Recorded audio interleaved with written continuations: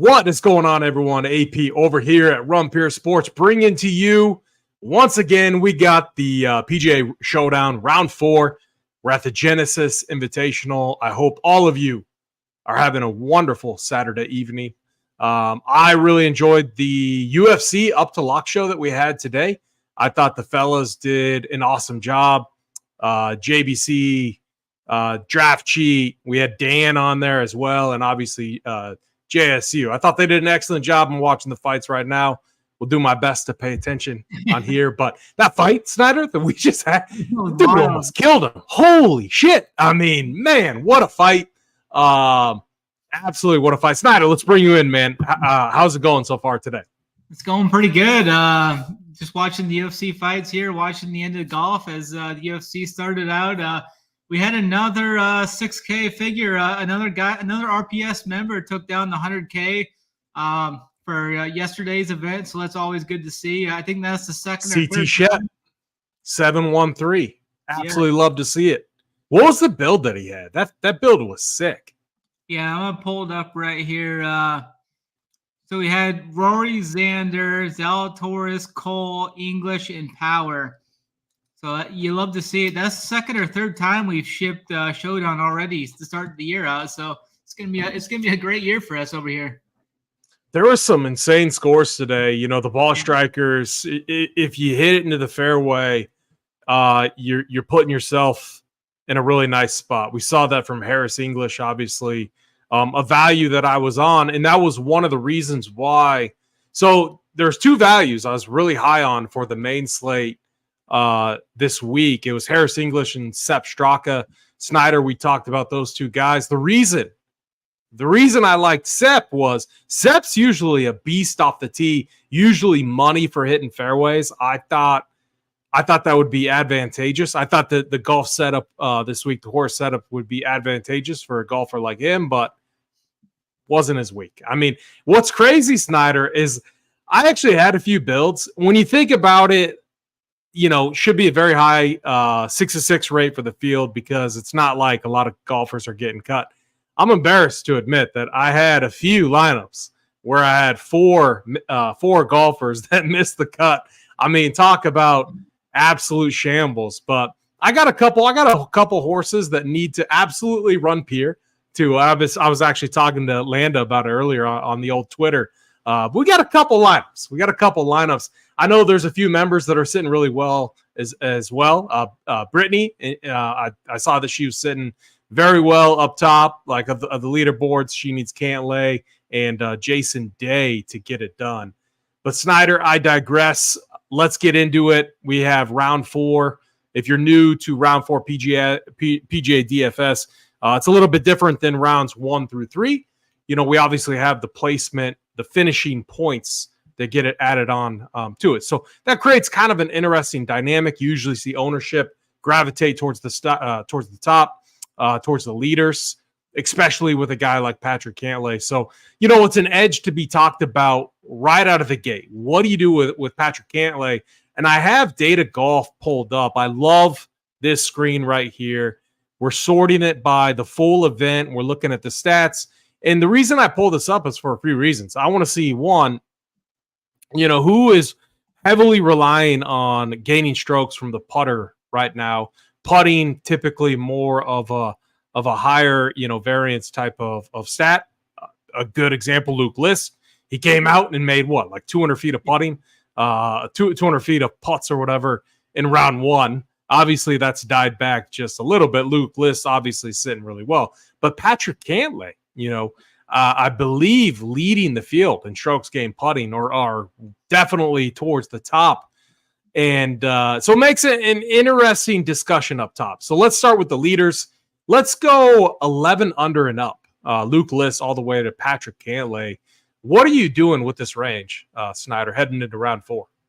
Yeah, I think I'm just going to keep doubling down on the soldier there. We had Zalatoris as a soldier. I thought he was criminally underpriced coming in this week. I mean, he was 7,900. I thought he should have been like close to 9K in the pricing. So I just almost locked him into most contests. I'm extremely overweight on him. So I've got some decent teams And I've got an outright on Zalatoris also at 55-1. So I'm kind of hoping he can get it done here. It looked like Cantlay was going to come back to the field a little bit. He made a couple of deep putts there on 12. He made a huge par save. I mean, he was on the brink of coming back to the field even more, but he grinded through it there on the back nine. He's got 2-shot lead here. He's going to be very, very highly owned in Showdown at 10-4 with Scotty at 11-8. So I think Cantlay's going to see a ton of ownership. Zalatoris is my favorite, though, at 9K. You get a $1,400 savings. I think Cantlay is going to play a little more conservative. We got Zalatoris out there just gunning at pins. You saw how he played on that back nine. He just went right after all these pins. Gained over a stroke approach on the back nine and gained over a stroke on the front nine after a decent start. He had a couple bad shots on 4 leading to his lone bogey of the day, but he played near phenomenal, near like optimal golf there on the back nine in. So I love Zalatoris again tomorrow. Hopefully he can get it done. We can get that 55-1 home with him. So I like him. I'm going to be fading List. I wasn't on him today. He shot 3 under. I think that putter is going to kind of regress to the mean. I know he still gained on that back nine. He had 4 straight putts where he gained over a half a stroke putting listed there on holes 14 through 17, making 2 birdies and 2 big par saves. So I think the nerves are going to get the List on Sunday, so he'll be off List. Xander he's played phenomenal the last 2 days. He opened up with a 1 under. I mean, he was shaky that first day, but I don't think he hasn't made a bogey in the last 2 rounds. He shot 11 under the last 2 rounds. So he'll be right there too. I'd rather play Xander over Cantlay at $400 savings as well. Both those guys, I mean, we haven't seen Xander win on tour in 2+ years in the States. And then Cantlay didn't win at all last year either. So both of these guys could regress to the mean there. We'll see if they can close or not. But I'm hoping my guy Zalatoris can come through and get the dub for us. Yeah, I mean, you see it at this track. Like there's easy holes. You know, they start out obviously with the par 5, and then multiple stretches of just brutal holes. And today when I was watching it, kind of in the background, softer conditions. I think that had to do a lot with kind of the marine layer. The dew kind of over the clouds over the course what seemed like most of the day, whereas on Friday it opened up and got a little bit firm and fast. So Snyder, have you looked at the weather conditions? That's one thing that I haven't looked at yet headed into tomorrow. But if we get similar conditions to today, I think it's a little bit more favorable for like the Cantlays and the Xanders versus where if it gets firm and fast, I think it just adds a little bit more pressure onto those guys. But talk to us a little bit about the weather heading into tomorrow. Yeah, I think it's going to be like a carbon copy of what we saw out there today. We're going to have highs in the upper 50s. They may hit 60, may hit the low 60s in the afternoon hours, but it's going to be perfect golf out there. Again, I think it's only going to continue to dry out. I don't think they're definitely not pouring any water to this course. They're trying to get it fast and firm. And then we're going to see wind speeds right around 3 to 8 miles an hour as well. So we're going to see basically no wind in play tomorrow. So it's going to be pretty much, I mean, if it was 70 degrees, it'd be elite scoring conditions, but it's still very strong scoring conditions with temperatures around 60 degrees tomorrow. Yeah, and so just looking at it, Patrick Cantlay really, he still gained a half a stroke putting, but in relation to rounds 1 and 2, a slight drop off there. Xander, bad putter round 1, good, decent round 2.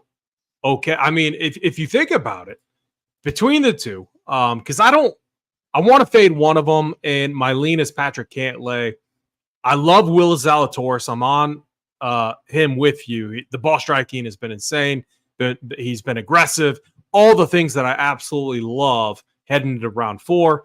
And I mean, look, it's easy because I'm very, very overweight on the main slate with him, and I'm not into hedging. I don't have any interest in hedging and being like, oh, well, I'm going to fade Willie Z going into round 4. Nope. I'm a buyer in Willie Z. I was heading into this tournament, and I'm going to be heading into round 4. But if I had to pick between Patrick Cantlay and Xander, I mean, you could. I definitely understand fading both. You could definitely do that. It's going to be a route that gets you very different. I think Xander, though, is the guy that he needs to be more aggressive, and that's what I want in my round 4 guy. So between the two, I am far more interested in Xander, 10K, Patrick Cantlay's 10,400. And then Willie Z, 9,000, great price tag, 12 under.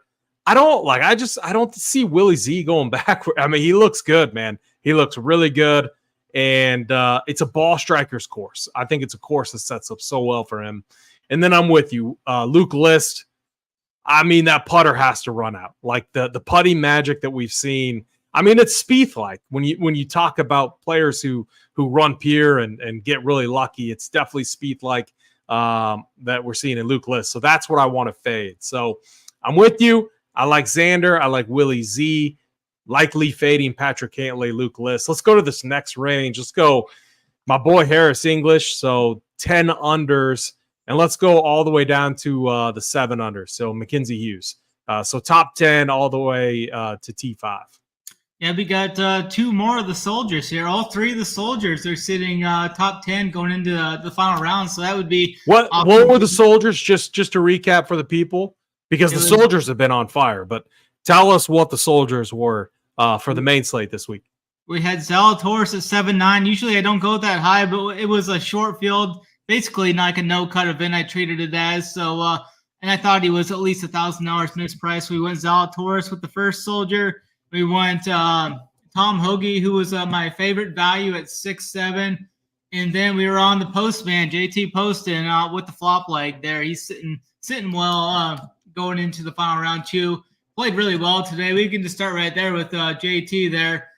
He's put together he started out really good on round 2 as well, but then just lost all the mojo down the stretch. Had 3 bogeys down the stretch on round 2, so I was high on him in Showdown today, expecting them to come back around, and he did really well today. Made 6 birdies, 1 bogey today. Only made 1 poor mistake. I mean, you could contribute that to a poor tee shot, and then he missed a putt there for a par that went down as a negative putt, so it was definitely makeable. But I'm going to go right back to Poston at 8,100 -8. I like the price tag. I like his upside right there.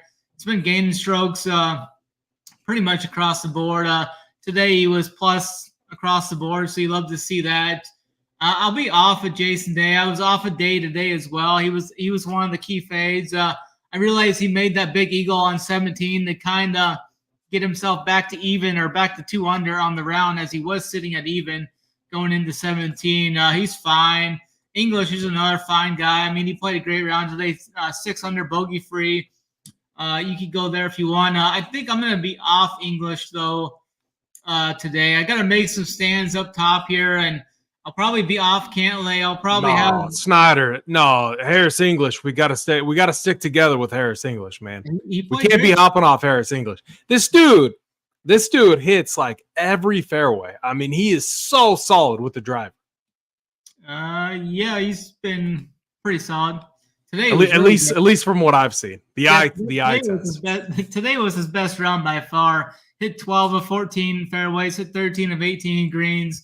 6 under round. I mean, I think he'll shoot like 2 or 3 under. I just think the ownership's going to be too much there. I got you. I don't really see him going 6 under again tomorrow. I think he's a solid option, though. I think he's definitely going to finish inside the top 5.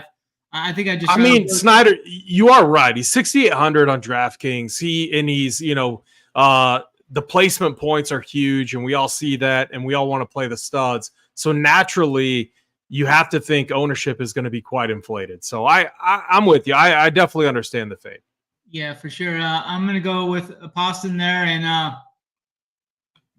I think I've got Connors in there on the playbook. I see. I think he's fine. You can go there if you want. He was we weren't on him today. He shot 1 under today. I think I may go back to him tomorrow. I know in round 2 he shot that 6 under round, which is why I was off of him in round 3. I didn't think he'd be able to back up that 6 under round, so we were off him today. Maybe we'll jump back on him tomorrow, though.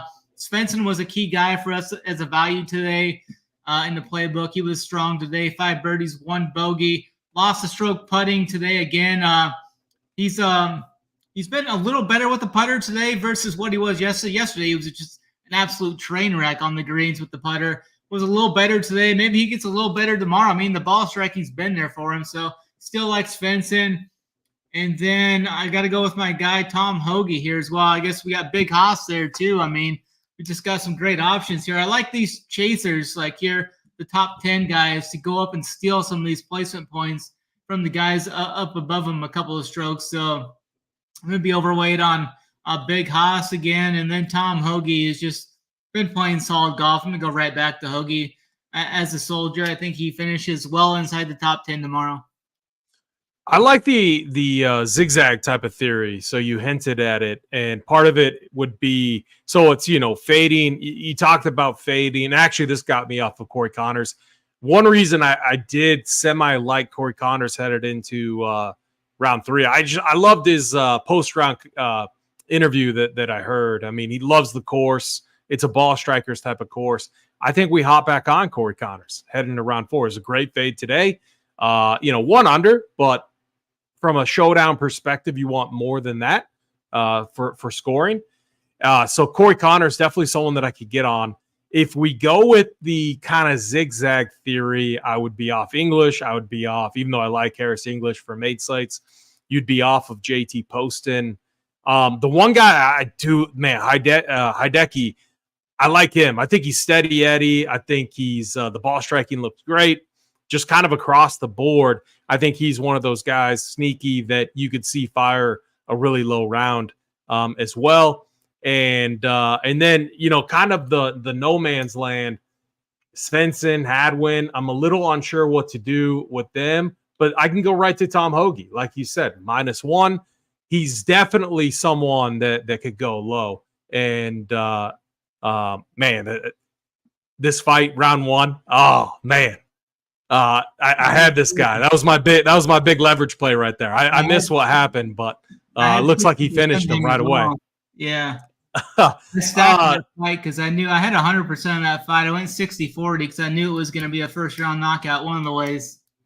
Yeah, insane. So this is like the chasers range though, and so you do want a few pieces from here, but I do like the idea of fading some of these guys that had pretty good rounds today. And, it's mainly Harris English and JT Poston. Like, I'm not going to sit here and try to talk anyone off of Adam Hadwin and Adam Svensson. How about the Canadians? You got kind of a Canadian force right there pushing forward. So all of them playing very, very good golf. If I had to give a favorite play, though, in this range, I'm going to go Tom Hoge, 1 under, 7 under for the tournament. He's the guy that I think could go 4 or 5 under. And at this position and at his price, 7,400, if he goes 4 or 5 under, oh, man, you're going to be absolutely mint. So Tom Hoge, a soldier, right?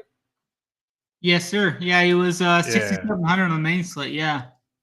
Perfect. Absolutely love it. I like the go to that ball there, too, that I didn't kind of gloss over him. I got him in the playbook, though, as just like a steady Eddie guy, like you'd mentioned. I mean, he shot 2 under, 3 under, 3 under. So I think he's another guy that shoots somewhere in that 3 to 4 under range tomorrow as well. Yeah, in the putter, I mean, he's gaining what, like half a stroke putting. So if he gets that putter dialed, I mean, Hideki's going to be right there. So yeah. I think he's a great showdown play. Exactly what you want in a chaser, 8 under. And not saying that he's going to win, but if Patrick Cantlay, I mean, if he goes 2 over, 3 over, I mean, doesn't seem like Cantlay's going to do that. But if he does, so that brings this whole range into play for sure. So let's keep it going. Let's go down to, I mean, Eric Cole, what a round he had today. I mean, absolutely insane.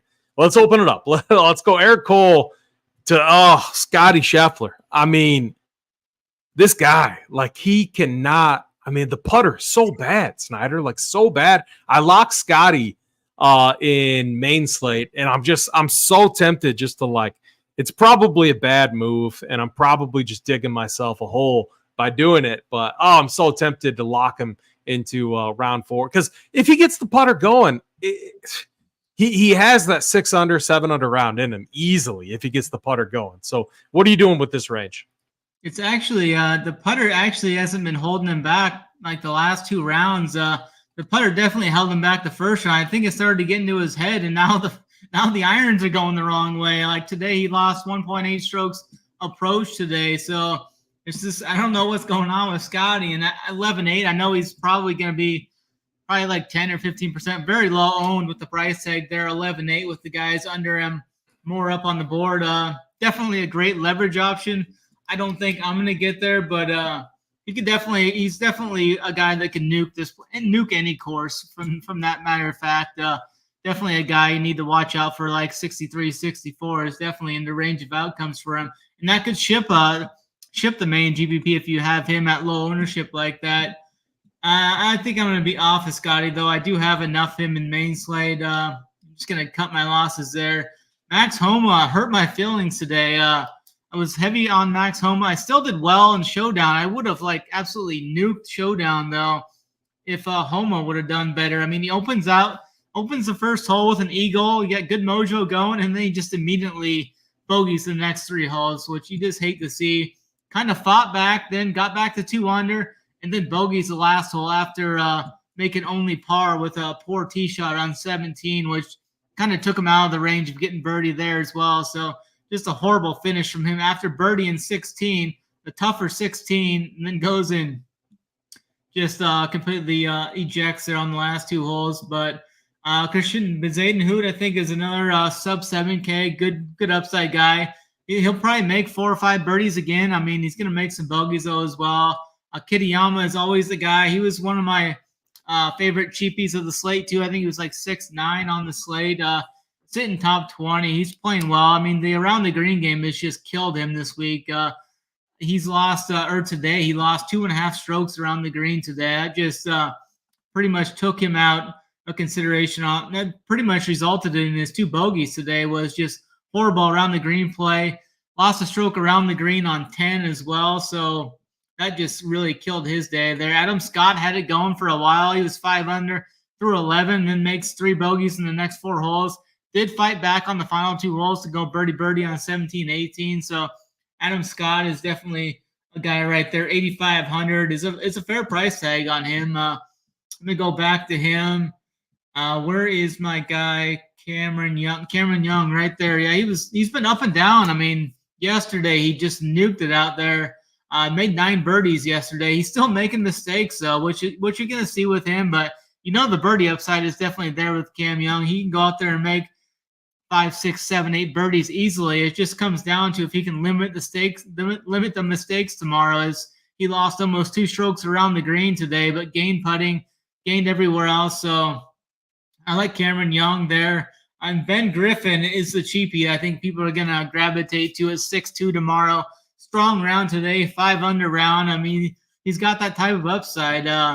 Just a great round from him today. 5 under, bogey free, gain strokes across the board. So Ben Griffin's a guy that I think most will look at for a cheapie. Then Eric Cole is just a guy I've always been playing for about the last 6 months or so. So he's in the top 15 again. Wasn't playing that well the first 2 days. Shot 2 over the first day. Shot a little better the second day to get to 2 under and even. And then today, everything was working for him today. He made 7 birdies and 1 bogey today. Had to work him with the irons, plus 1.5 with the irons. Almost gained 2 strokes putting as well. So definitely Eric Cole is underpriced here as well at only 7,100. So I think Eric Cole is a great option as well. Oh, you're on mute. What a donkey. A few value pieces that kind of stick out. I mean, looking at Lucas Glover, I mean, losing strokes putting, but the ball striking has been there. And that putter, I mean, that was, when you think about the stretch that he had to close out the season last year, very, very impressive. He leaned on the putter, and, a lot of it had to do with switching to, I call it like the Tesla truck head putter. I mean, that thing is just a beast. And so if you're going that stud and value approach, I think it's fine. I mean, 6,400, it opens up a lot. You can make the same case for like Brendan Todd, but the thing with Brendan Todd is It's a big boy course. You're going to be heavily relying on good putting from him. And the putter has been dialed this week. Two like fringe values. I think they're more in play if you're multi-entering, building, 25 to 50 lineups. Those are two values that I would consider. I'm probably in the camp of fading Eric Cole. I mean, a 6 under round, absolutely massive. We've kind of seen the zigzag for some of these guys. It's very difficult here to follow up one of those monster rounds. So I'll probably be a seller on Eric Cole. Adam Scott, I don't know. Man, I'm so torn. He had such a good round today. I'm really torn on that. I like this idea of the guys that look good but left a few out there, getting onto them. Cam Young likely falls into that category. Tony Finau as well. A couple guys that you could make the case for, and then Christian Bezaden as well. He has a good tournament going. Just 1 under today. I could see him going 4 or 5 under. He definitely has that in his game, and he's been playing some great golf. For me, though, in this range, Snyder, it's like, what do I do with Scotty Scheffler? I can't lock him, man. 11-8. I just can't do it. It takes away from so much, so many other builds that I can't do it. But I'm definitely going to have some Scotty in there. I probably more of, and I know this is like an easy way out, but in line with the field on him. Max Homa, I am going to be a buyer on him. So we've seen him. He struggled. It was terrible round 1. Was awesome round 2. We know his history here. We know he loves this place. He's going to be highly motivated, and he's going to want to go low no matter what, even though he has no chance of winning. Max Homa, fair price tag, 9,500. Probably my favorite play in this range. Yeah, he's 3K cheaper than Scotty too, so I don't think Scotty's going to screw Scotty, man. Yeah. I should just hop off of him because, if anything, what it does is it'll help my main slate lineups if he does really well. And that's what I need. So since I locked him, which I don't know, I still stand by that move just because I was so confident on him coming in for some reason. But I mean, it's world number 1. It's Scotty Scheffler. Like, I've done way worse things. What's up? He's been in auto top 5 for the last, I don't know how many events. I know, man. I know. So Seamus Power, what? He was like 5 or 6 under at one point too. And I had him in, I think I had him at like 15%, which was overweight the field. And probably credit to Sabre for late, because it's not a guy that I was like clicking, trying to get, overweight on. So I give Sabre a shout out for Seamus Power getting into my lineups. But let's talk about this range. Let's go the -4s to -3s, and then we'll group the entire last range. There's some guys. I mean, here we go. Landa likes Scotty, so he's going to T5 again. There we go. I like that. That's the type of good vibes that we need. You'd love to see it. I think Rory's got a lot of upside equity here. Shot -2 again. He's been up and down pretty much every round. I mean, he made 5 birdies today. Similar to yesterday, he shot 5 under yesterday. Round 1 was his horrible day when he kind of ejected down the stretch there when he went 5 over on the 2 of his What was it? Round 1? Yeah, round 1. He had those 2 really bad holes that just took him out of it. But he's fine. I mean, he's got a great upside. I don't know if I probably won't get to him. But I think he's definitely got the upside there. And Nick Taylor's another guy with upside. Just didn't really put it together. Kind of lost all his mojo yesterday. He was playing really good yesterday. Was 5 under and then ended the round at 2 under. And really didn't get in. You were right, man. Like, look at that. He had it all going and then just handed it back. That was a tough day, though. That day got really, really difficult as the day went on, right? I believe so, yeah. I don't really see myself getting to too many of these guys. I played a little bit of Fleetwood today. He'd been playing good the first 2 rounds. Just didn't really do anything today. Shot even par, 3 birdies, 3 bogeys. Did leave a little bit out there on a couple of the holes. He's fine if you want to go there. Taylor Moore is a guy I play it for a cheapie all the time. Love his upside. He's got that scoring upside. You can go there. Ludwig's just been hurting my feelings this whole week. Had high hopes for Ludwig coming into this week, but every time he gets something good going, it's just bogey comes around the stretch. He'll go birdie, birdie, bogey, bogey, or birdie, bogey, birdie. I mean, it's just been up and down train wreck for him this week. Definitely has the upside. I don't think anybody will go to him ownership-wise, including myself. I really don't like any of these guys down here. I'm going to try and target I'm going to try and pepper Snyder, like the problem with like you're not getting a discount on his price either. 9,300, pretty expensive. And you need, at T34, you're heavily relying on scoring, which, he is a guy that is more than capable of getting it done just with scoring, but you got to avoid the bogeys, and he's been unable to do that. So I'm with you there. Yeah, for sure. I think I'm just going to mainly target the guys playing the best right now, which is majority of my player pool is going to be the top 26 guys. I may sprinkle in a few of these guys down here, but not much conviction from me down here. What about Tom Kim? I mean, the scoring has been there, but again, you get this brutal stretch, but 8,300. I was hoping that he would be a little bit. So I've been playing like a little Ricky Fowler just because he's constantly 6,500 and rightfully so, to be 6,500, but still he had it going again. I mean, he was 3 under and then, man, terrible back 9. So, I mean, the birdies are there. He just needs to clean. Like if he could clean up his round, Snyder, for 6,500, I don't know. There's worse plays. What are your thoughts about on Rick? I just never have played Ricky like the last few years, so he just never makes it to my pool. I did play him a couple of times last year when he kind of went on that heater. After about the second or third week of him playing well, I kind of jumped on a little bit last year, but haven't been on him much at all. Yeah. No, I'm with you. For me in this range, I played Hovland today, and I'm embarrassed to admit that I played him. I mean, he salvaged the round a little bit, but you're not paying off a premium price tag on Victor Hovland. And you know what? I'll fade him tomorrow, and you know what will happen? He'll probably go 7 under. I mean, that's what Hovland does. It's just painful. But no, I can't play him. I can't go back to Seamus.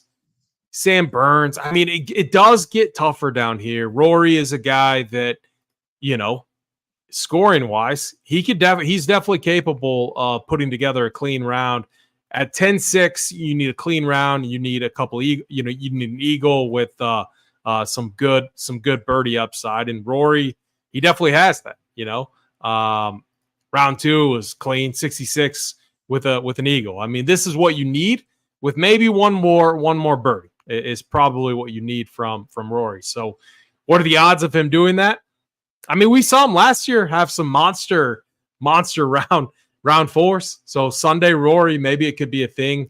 I think in tournaments, the more I think about it, maybe move off Scheffler for some of these, the Rorys and some of these other players. But again, I do think if I'm coming down here in this range that I would have more interest in some of the value pieces versus like Tommy Fleetwood's 8,700. And I don't know. I mean, it feels like a really bad play when you're not getting any type of discount off of this price. So probably not going to Tommy Fleetwood here.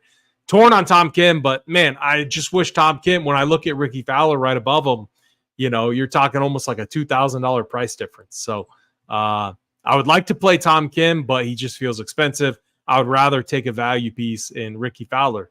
Do I love it? No. But still, that would be my preference there. Let's finish this out with the 2 unders. Your boy, Colin Morikawa, talk about him. Denny McCarthy, he had it going early today. And look at that scorecard.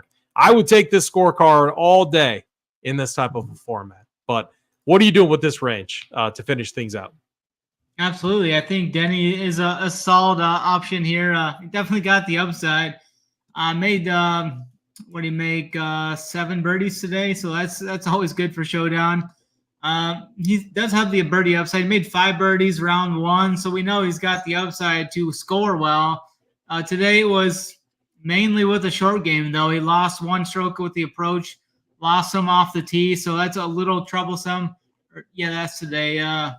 So you kind of worry about that some, but I think Denny's a fine option. Songchae's got some upside. I think I'd rather play Thigala over Morikawa. He's at least got a little bit more of a connection to this course. 4 birdies for him. Morikawa made 4 birdies as well, but Morikawa just he's on the struggle bus right now. Can't do anything right, apparently, it looks like. So he's just been right around, 1 under, even 1 under. Just doesn't have anything going for him right now. So we need to proceed with caution, I think, with Morikawa going forward. And until he gets everything back in sync, it was kind of the case last year. Well, I never really played him much last year. It was just he just didn't have everything going. So need to keep an eye on him. Hopefully he gets the game back together. What a brutal stretch for Cam Young yesterday. And then today it was the exact same thing for him on the back 9. Today he shoots 41 on the back 9 after shooting 41 on the back 9 yesterday. So back-to-back 41s for Mr. Cameron Davis on the back 9s. It's a brutal couple of days for him. And then that's about it here. I'm not going to click any of these names down here, most likely, though, to be honest. Yeah, I do value the placement points quite a bit, and these guys haven't shown us much all week. And each one has an individual risk associated to them. Maybe the putter is bad, maybe it's ball striking, and we really want to finish things out with someone who has the complete game and is going to put themselves in a position to score well. And I'm just not seeing it down here. You could make the case for a Sahith Thagala, Morikawa. I mean, I can't go Morikawa. I mean, I have too much in my main slate. And then I do at times, I don't mind cherry picking some value pieces down in this range. Let's do this, Snyder. Let's finish by building out a core. Let's do 4. Let's each give 2 golfers. We got to make sure it makes sense price wise. I'm going to let you start first, and we'll build it as we go. And I will. Let me pull it up on my phone. I'll plug it in just to keep track of things from a pricing standpoint. Yeah, I am going to have to start my team with old Big Bill Z there then. I think Bill Z is going to get it done for us tomorrow. Yeah, Willie Z. I like that call. So I got to go with the value piece, and we got to keep the theme going. This is, a mid-ish value. Tom Hoagie, 7,400. So we're going with you were on him, right? Yeah. You're not fading Mr. Hoagie. Okay, perfect. No, I'm gonna go. So we got Willie Z, we got Tom Hoagie, we have 8,400 per golfer left. I'm gonna go with another value here and let you have full reign for whatever you want to do. Then I'm gonna go with a guy who shot 68 or better in 5 of his last 6 final rounds. Value piece here is a guy we've been on pretty much the last 2 months, 3 months. We've been playing him. He's been top 15 very, very frequently. Mr. Big Haas, Bo Hostler at 7,300. I love it. And you know what? I want to I've been saving this guy.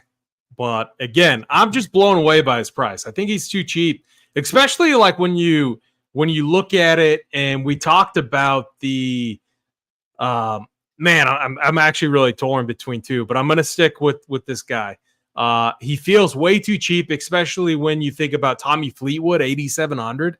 I mean, are you kidding me? When you think of, Victor Hovland, 9,800 down here. Tom Kim, 8,300. I mean, these guys this guy feels way too cheap. And it's our boy, Hideki Matsuyama, 8,200. So this core, Snyder, I actually really like it. Tom Hoagie, Bo Hostler, Hideki Matsuyama, Will Zalatoris. You got Hostler, who playing great golf right now, mixed in with a ton of ball strikers, which we like at this course at the Riv. 9,050 left per golfer. Allows you to do a lot. You can go up to the Scotties if you want. You can live in the Max Homa type of range. I think this is a really nice core to build off of. You get play a lot of placement, positional upside with Will Zalatoris, and you have chasers in there. It's all T10 and up. That's how you want to construct your lineups heading into round 4 Sunday. So Hoagie, Hostler, Matsuyama, Willie Z is me and Snyder's core heading tomorrow. Snyder, give us some final thoughts. Yeah, I've got everything up over on the site there, runpuresports.com. Join the movement there. 15% off if you use the code RPS15. So head on over and check out the content. We got the full playbook up right now with core plays coming soon. Slate strategy on there as well. 3 different tiers of golfers: expensive, mid-tier, cheap tier, with the player score, the salary, full player breakdown, some notes with them as well. So and then a slate strategy on top. So looking forward to a big Sunday for hopefully we can ship the Sunday showdown slate as well as we did today. Speaking of big, congratulations to our guy Big T. Big Trucks 44. Shipping NASCAR Trucks Edition last night. He got what? First and like third? Speaking of that, we are dialed right now with NASCAR. We have a new reformatted playbook and absolutely love it. We got Daytona tomorrow, $1 million up top. And I'm playing it. You should be playing it too. We're going to have the content for Daytona absolutely dialed. So again, head on over to runpuresports.com and get signed up. Big T was supposed to be on tonight, but his power went out, and he'll be on here next week, I believe. So we're going to be doing some rotating in on the shows, but this show heading into round 4 is a staple. You're going to see it each and every week. Snyder's going to be on here, but we're going to be rotating people in and out each and every week. So Snyder, for that, man, let's run Pier tomorrow. If you have sweats, we're going to be rooting you on in the Discord. Let us know. Once again, big shout out to CT Shep 713, 100K winner. I think off of 2 lineups. Are you kidding me? I mean, absolutely sick. Absolutely sick. That's the dream right there. That is the absolute dream. So I will leave it at that. For Snyder, I'm AP. Let's run Pier.